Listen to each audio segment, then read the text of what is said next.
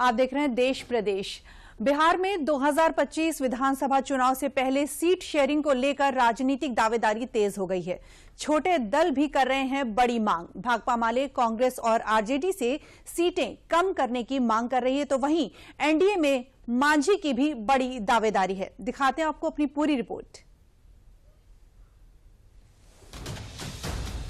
बिहार की सियासत हमेशा से गठबंधनों के जटिल गणित पर टिकी रही है, जहां सीटों का बंटवारा न केवल जीत हार तय करता है बल्कि सत्ता के समीकरणों को भी बदल कर रख देता है। और यही वजह है कि 2025 के विधानसभा चुनावों की तारीखों का ऐलान होने से पहले बिहार में सीटों की भागीदारी को लेकर दावेदारी शुरू हो गई है और विपक्षी गठबंधन से लेकर एनडीए में शामिल दलों ने सीट शेयरिंग पर प्रेशर पॉलिटिक्स की पारी शुरू कर दी है।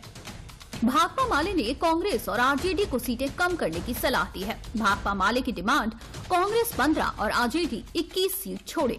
2020 के चुनाव में आरजेडी ने 144 और कांग्रेस ने 70 सीटों पर चुनाव लड़ा था। भाकपा माले की सलाह आरजेडी को 123 और कांग्रेस को 55 सीटें मिले। भाकपा माले साल 2020 के विधानसभा चुनाव में 19 सीटों पर ही चुनाव लड़ी थी, लेकिन इस बार 40 सीटों की मांग कर रही है। वहीं बिहार में एनडीए के सहयोगी जीतन राम मांझी ने सीट बंटवारे को लेकर अपने तेवर दिखाए हैं, जिस पर केंद्रीय मंत्री और एलजेपी रामविलास के राष्ट्रीय अध्यक्ष चिराग पासवान का रिएक्शन सामने आया है। वैसी परिस्थिति में हमको मान्यता प्राप्त होना बड़ी जरूरी है, इसलिए इस बार हम एनडीए के लोगों से जरूर निबरा करेंगे, बहुत आर्ग्यू करेंगे कि ऐसा सीट दीजिए ताकि हमको विधानसभा में जो मान्यता प्राप्त होने लायक सीट आ जाए। कह रहे हैं कि 20 सीट नहीं मिला तो 100 सीटों पर जाएंगे, क्या चाहिए?